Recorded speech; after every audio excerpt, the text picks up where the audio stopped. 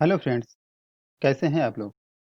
I hope आप सभी ठीक होंगे। फ्रेंड्स, मैं अमित प्रजापति और आप देख रहे हैं गवर्नमेंट चैनल। आज है 31 जुलाई 2020 और 31 जुलाई 2020 से करंट अफेयर्स के सारे क्वेश्चन मैं आपके साथ में डिस्कस करने वाला हूं। फ्रेंड्स, पीडीएफ का लिंक आपको नीचे डिस्क्रिप्शन में मिल जाएगा, वहां से आप इसे डाउनलोड कर सकते हैं। पीडीएफ के लिए आप हमारे टेलीग्राम चैनल अमित अभियुक्ति को ज्वाइन करके वहां से सारी पीडीएफ एक साथ प्राप्त कर सकते हैं। दोस्तों, अगर चैनल को अभी तक आपने सब्सक्राइब नहीं किया है तो प्लीज़ चैनल को सब्सक्राइब कीजिए Subscribe now and press the bell icon. Never miss an update.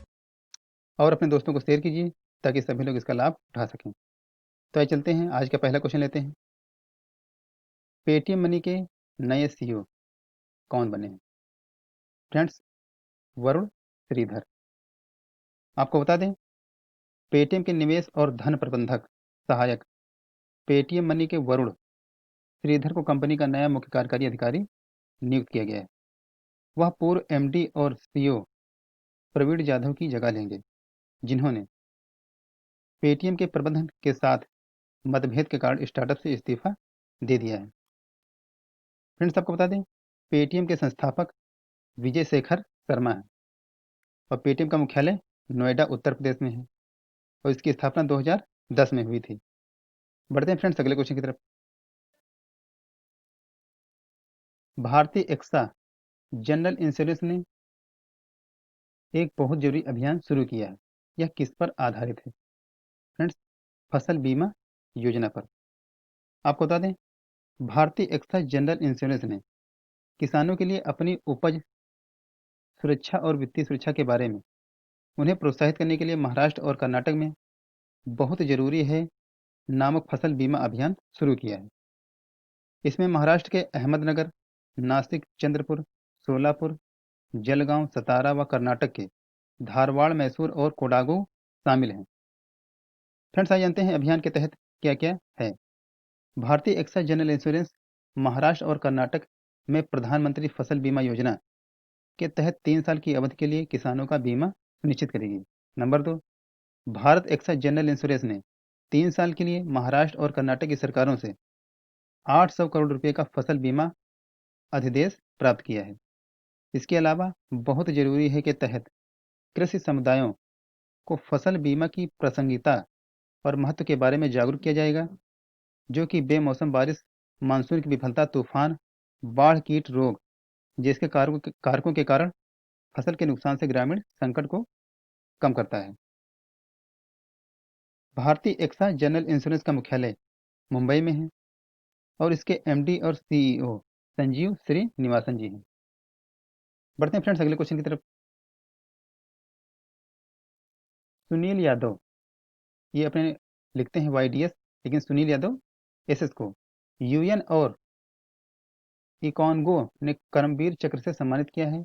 वो पेशे से क्या हैं? फ्रेंड्स, संस्थापक।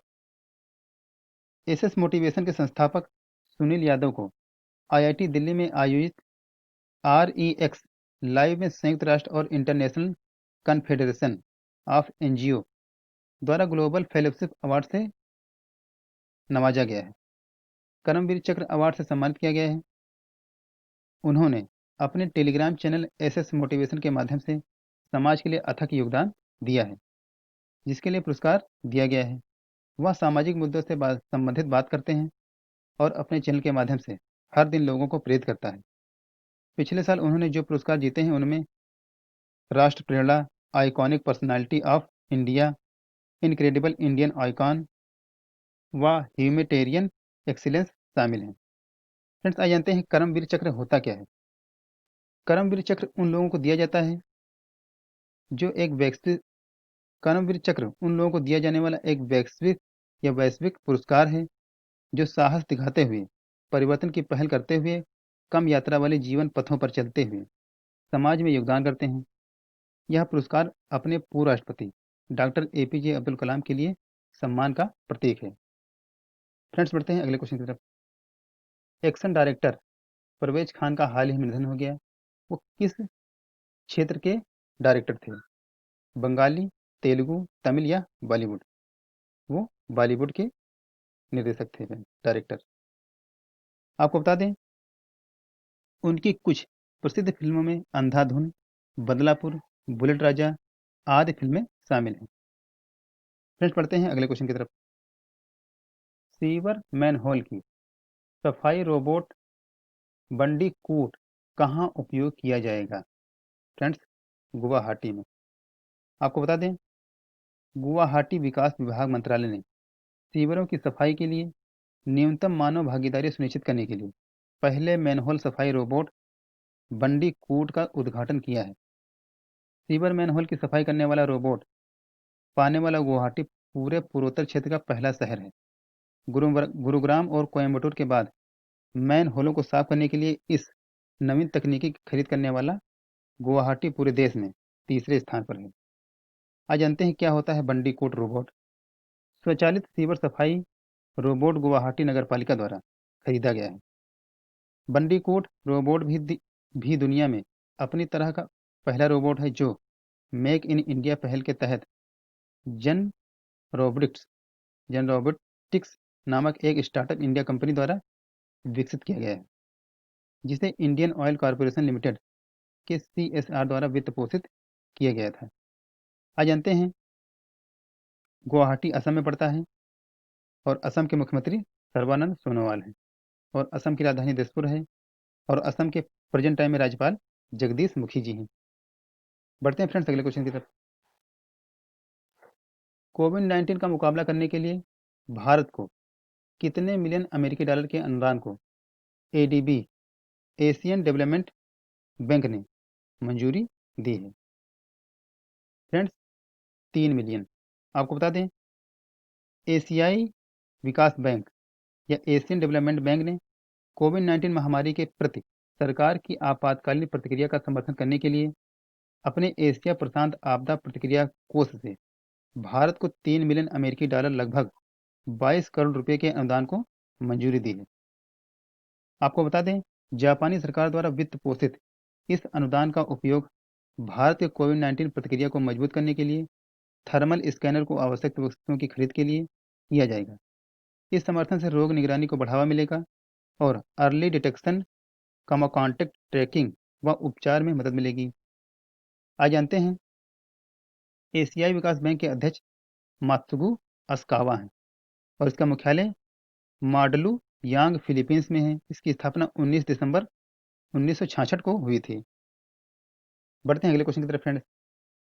स्मार्ट ग्रिड प्रौद्योगिकी में पीएफसी ने किसके साथ समझौते पर? फ्रेंड्स, IIT कानपुर के साथ में।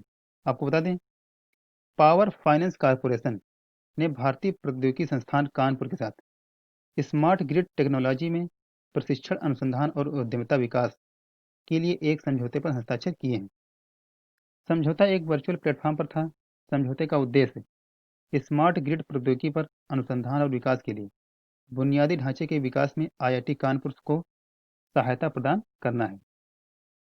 फ्रेंड्स, आपको बता दें समझौते के तहत PFC IIT कानपुर को 2,38,97,000 रुपये की वित्तीय सहायता प्रदान करेगा। 2,38,97,000 हिस्से के रूप में IIT कानपुर को 90 प्रतिभागियों को स्मार्ट ग्रिड तकनीकी पर प्रशिक्षण प्रदान करेगा और 9 चयनित उम्मीदवारों को फेलोशिप भी प्रदान करेगा। आज जानते हैं IIT कानपुर के अध्यक्ष के राधा कृष्णन हैं और निदेशक अभय करंदीकर हैं और PFC के अध्यक्ष और MD रविंदर सिंह ढिल्लो हैं और इसका मुख्यालय PFC का मुख्यालय नई दिल्ली में है। बढ़ते हैं फ्रेंड्स अगले क्वेश्चन की तरफ। केंद्रीय मंत्रिमंडल द्वारा हाल ही में नई राष्ट्रीय शिक्षा नीति 2020 के संदर्भ में निम्नलिखित कथनों पर विचार करें। 34 वर्षीय राष्ट्रीय शिक्षा नीति NPE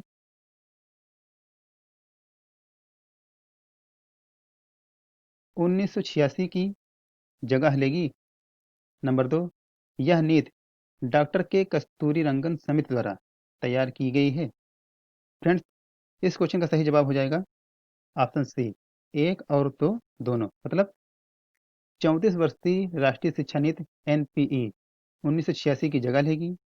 यह नीति डॉक्टर के कस्तूरी रंगन समिति द्वारा तैयार की गई है फ्रेंड्स आपको बता दें, राष्ट्रीय शिक्षा नीति 2020 सतत विकास के लिए 2030 एजेंडा से जुड़ी हुई और एक्सेस, इक्वलिटी, क्वालिटी, अफोर्डेबिलिटी और अकाउंटेबिलिटी के आधारभूत स्तंभों पर आधारित है। इसमें 2035 तक 50% सकल नामांकन अनुपात का लक्ष्य है। आपको बता दें, यह 21वीं सदी की आवश्यकताओं के अनुसार स्कूल और कॉलेज की शिक्षा को अधिक समग्र, लचीली और बहुविषयक बनाकर भारत को एक जीवंत ज्ञान समाज और वैश्विक ज्ञान महाशक्ति में बदलने का प्रयास करेगी। यह 21वीं सदी की पहली शिक्षा नीति है। फ्रेंड्स हमको बता दें, केंद्रीय मानव संसाधन विकास मंत्री रमेश पोखरियाल निशंक हैं। और आपको पता होगा, मानव संसाधन विकास मंत्रालय का नाम बदलकर अब शिक्षा मंत्रालय कर दिया गया है। बढ़ते हैं फ्रेंड्स अगले क्वेश्चन की तरफ। सुपरसोनिक राफेल लड़ाकू विमानों के संदर्भ पर विचार कीजिए। राफेल विमान फ्रांस की दसाल्ट एविएशन द्वारा बनाया गया 2 इंजन वाला मल्टी रोल लड़ाकू विमान है। नंबर 2, राफेल विमान स्टील्थ या स्टील्थ टेक्नोलॉजी से लैस है। फ्रेंड्स, इस क्वेश्चन का सही आंसर हो जाएगा ऑप्शन सी, 1 और 2 दोनों। आपको बता दें, राफेल विमान फ्रांस की दसाल्ट एविएशन द्वारा बनाया गया 2 इंजन वाला मल्टी रोल लड़ाकू विमान है। राफेल विमान स्टील्थ टेक्नोलॉजी से लैस है, अर्थात यह दुश्मन के रडार से बचने में सक्षम है। इसलिए राफेल विमान को विश्व स्तर पर सबसे शक्तिशाली मुकाबला करने में सक्षम जेट माना गया है।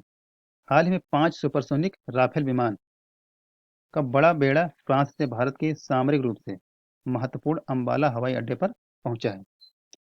बढ़ते हैं अगले क्वेश्चन की तरफ फ्रेंड्स। निम्नलिखित कथनों पर विचार कीजिए।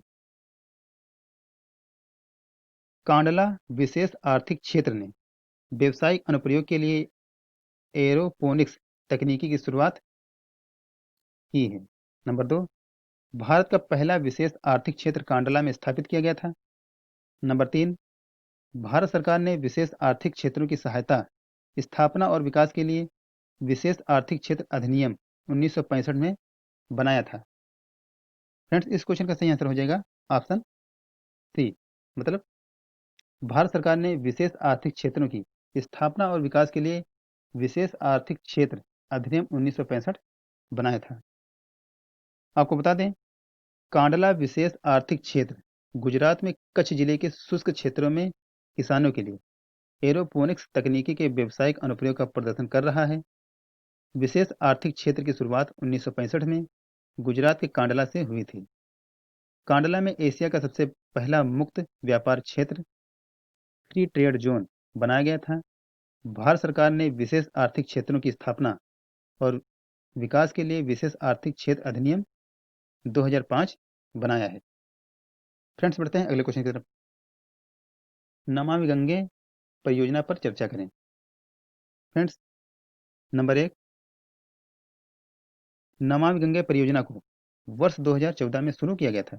नंबर 2, इस परियोजना का क्रियान्वयन केंद्रीय जल संसाधन, नदी विकास और गंगा कायाकल्प मंत्रालय द्वारा किया जा रहा है।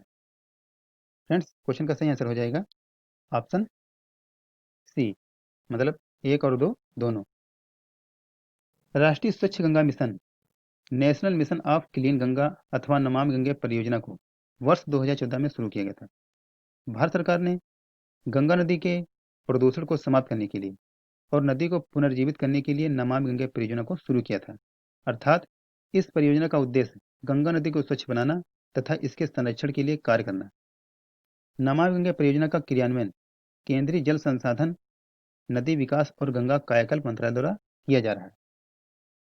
बढ़ते हैं फ्रेंड्स अगले क्वेश्चन की तरफ। पसंद आ रहा हो तो प्लीज़ वीडियो को लाइक कीजिए और चैनल को सब्सक्राइब कीजिए और अपने दोस्तों को शेयर करना ना भूलिए। फ्रेंड्स, हाल ही में ब्रिटेन से दुर्लभ पाषाण प्रतिमा की वापसी से चर्चा में रहे नटराज मूर्तिकला का विकास किस वंश के शासनकाल में हुआ था? फ्रेंड्स, इस क्वेश्चन का सही आंसर हो जाएगा। बढ़ते हैं अगले क्वेश्चन की तरफ। हाल ही में किस देश से हेलीकॉप्टर को अंतरिक्ष में भेजा जाएगा? Friends, America. आपको बता दें, हाल ही में अंतरिक्ष एजेंसी नासा के द्वारा रोवर परविरेंस और इंजीन्यूटी रोवर परविरेंस और इंजीन्यूटी हेलीकॉप्टर को अंतरिक्ष मिशन पर भेजा जाएगा एवं यह अंतरिक्ष मिशन मंगल ग्रह पर भेजा जाएगा। फ्रेंड्स, आज के लिए इतना ही। अगर वीडियो पसंद आया तो प्लीज़ वीडियो को लाइक कीजिए और चैनल को सब्सक्राइब कीजिए। Okay, take care, bye bye. Friends,